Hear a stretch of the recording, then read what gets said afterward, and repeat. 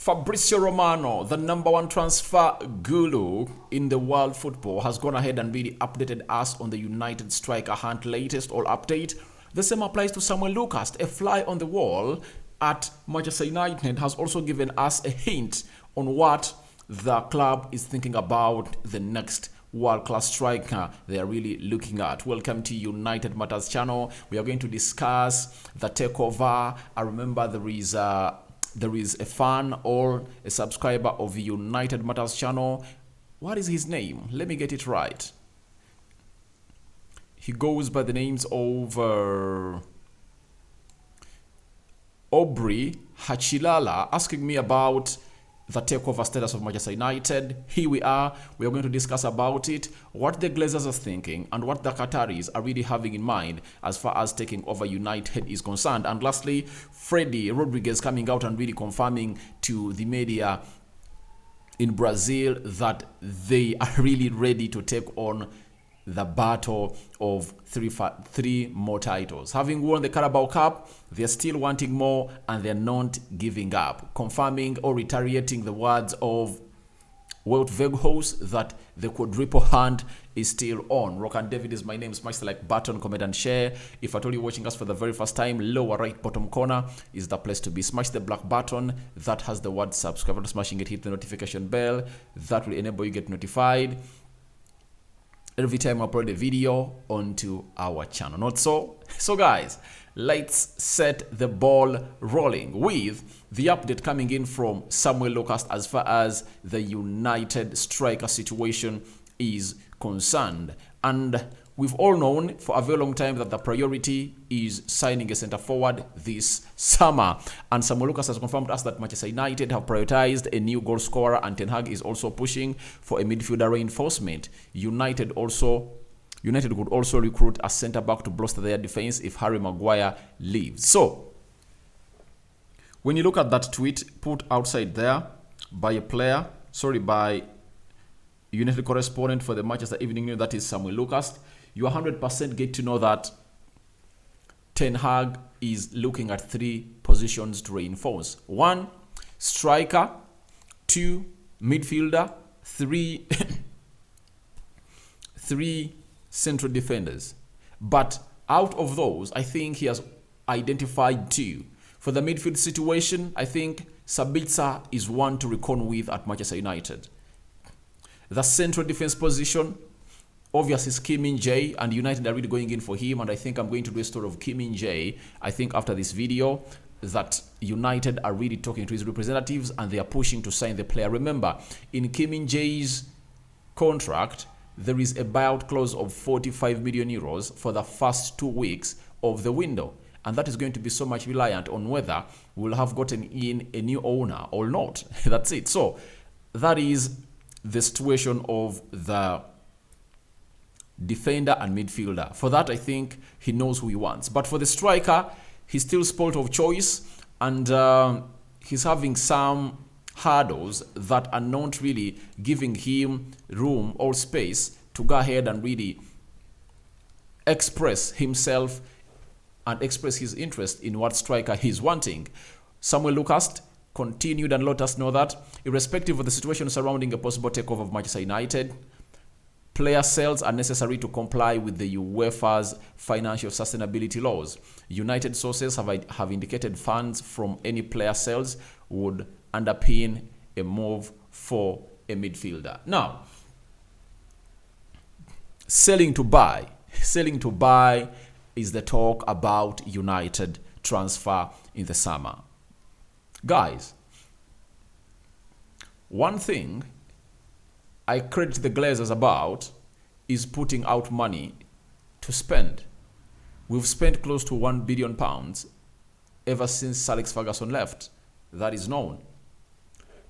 But where I come out and say I want the Glazers out of this club, it's because they got a bad driver and gave them their car. The car is Manchester United. The drivers are Ed Woodward,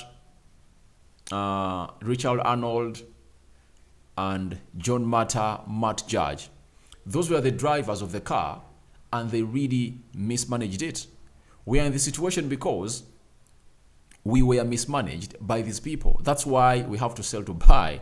So the Glazers are really are the ones to blame. I've seen very many pundits doing this punditary job, going ahead to give Glazers the hells they want, that they've put there the money, but there are things you don't know, that however much the money has been put there, have we spent right? Have we made the right negotiations? Have we gotten players on the cheap? Obviously, I brought you a story one day about the former manager of Shakhtar Donetsk when they thought Freddy Rodriguez was just 25 million euros and Man City was in for him. Guess what United did? They made an offer of 45 million euros, almost times two the valuation of the player, because they want to outbid Man City. After that, the board sat of Shakhtar and told them, tell them we want 60 million euros. Like it was like a joke. The next day, they get a fax from Manchester United with an offer of 60 million euros. That is like 53 million pounds. You get? That's how funny and bad this club has been run. So, we are into this situation of selling to buy because of the Glazers and the people they gave the mandate to run the club. So, if you are to sell to buy, who are we going to go in? 4 players are available for sale: Harry Maguire, maybe Victor Lindelof, Scott McTominay, Brandon Williams, Dean Henderson. Aaron Wan-Bissaka is not for sale. He's not for sale anymore, and I don't see United looking in for a right back because Bissaka has sat in there very well. He's improving his game. Ten Hag is excited about him, so they are going to tussle it out with the Diego Dello, game in, game out. Alex Telles is another one. There is Twanze Bay. So they are close to 8 players that even if you wouldn't like to sell, you are supposed to sell, and I think it comes in a very perfect time when we need it. We need to offload players. And I think for the very first time, we've never seen such an exodus of players from Manchester United as you are going to see this summer. Close to 6 or 7 players are leaving, not on a free like they did last time.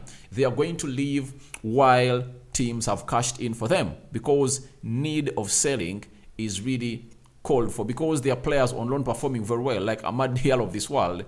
He needs to get back into this team of Manchester United.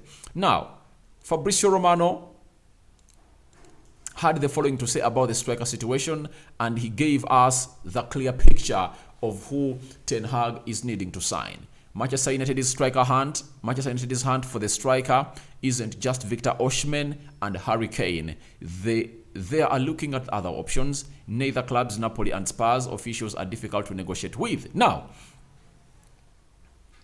we've been so much tied on to Harry Kane and Victor Osimhen, but he's hitting about United are looking at other options. What are those other options? We know Goncalo Ramos playing for Benfica. Is it Benfica FC Porto? I think he plays for Benfica. That's it. Goncalo Ramos, very good striker. We saw him play in the Champions League. We've seen him play for Portugal. He scored a hat-trick when they knocked out Switzerland by 6-1 in the World Cup. And he's a very good striker. He has that eye for goal. You get?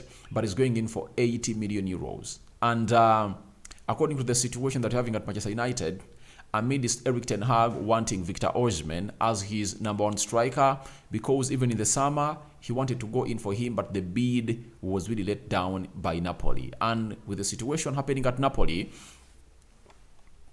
I think they might find themselves in a situation of not wanting to let him go, because they are really achieving beyond their schedule. They are like 20 points clear in the Serie A. First leg of the Champions League, round of 16. I think they won by 2-0, and they are playing away from home. So next week, they are going to be playing at home again. So it's going to be a very good atmosphere for them to go on the round of the 8. That's the quarterfinal.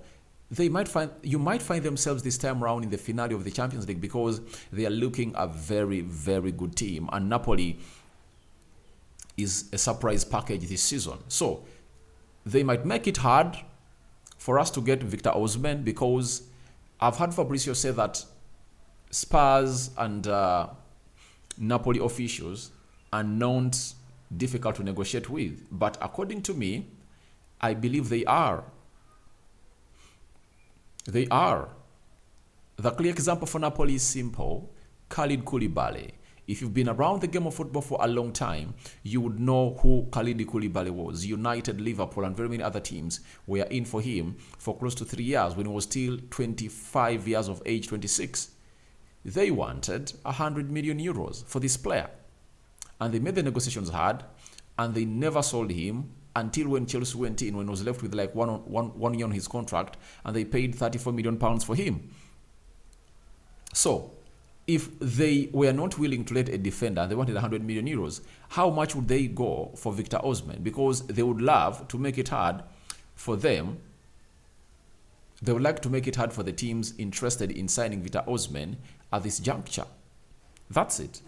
And as things stand, I see lots of things not going the way we want it, because if the Qataris don't come in, then getting players like Victor Osimhen is going to be hard, because we need close to 130 million pounds to sign him.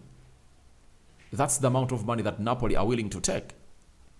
Not euros, pounds. That means 150 million euros. That is almost a full budget for Manchester United. So can they spend the entire full budget on that player? I doubt. So that's why I believe those other options, Goncalo Ramos might be really one of those that we can go in for at 80 million euros. Then Benjamin Šeško, I think at around 60, 70 million euros, we can get him up amidst him having been sold to RB Leipzig. I think deals can be done there.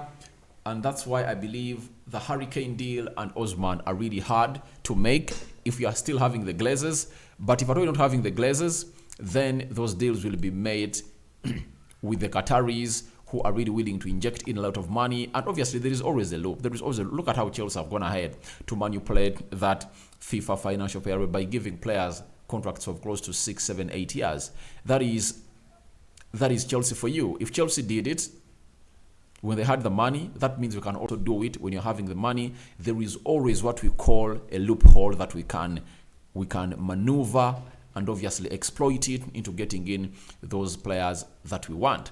After that, the Glazers exactly, I go to the takeover update about the Glazers. We've been told by Jamie Jackson, he's a Manchester United football correspondent for The Guardian. He has confirmed to us that the Glazers family's desire to have any deal agreed on the sale of Manchester United in the next months appears in doubt, with a sale by the end of the season more likely as things stand. So, they want to sell, but there is the amount of money they want. The initial bids of Sheikh Jassim and Sir Jim Ratcliffe were lodged at a maximum of £4.5 billion. The Glazers' price is closer to £6 billion, but they may countertace an offer in between that and the existing bids. That's it. Now,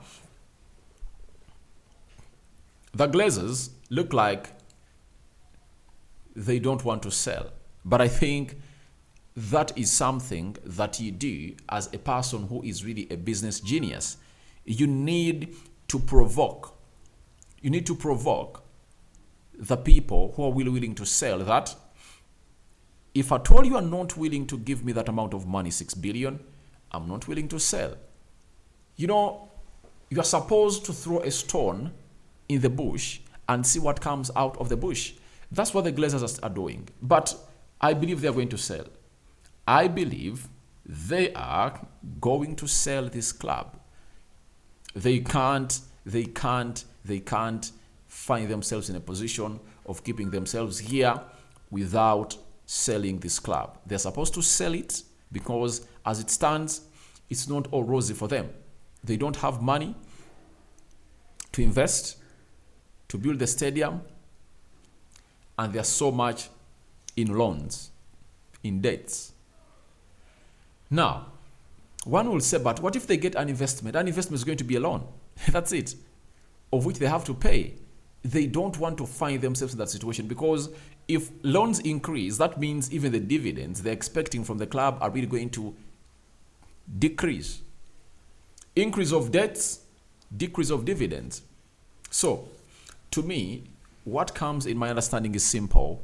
The Glazers are going to sell. They are just playing around to see to it that Qataris, headed by Sheikh Jassim, are really ready to come on and really do the needful and take over the club and obviously meet the realistic evaluation of United, as the Rain Group is calling in for £6 billion.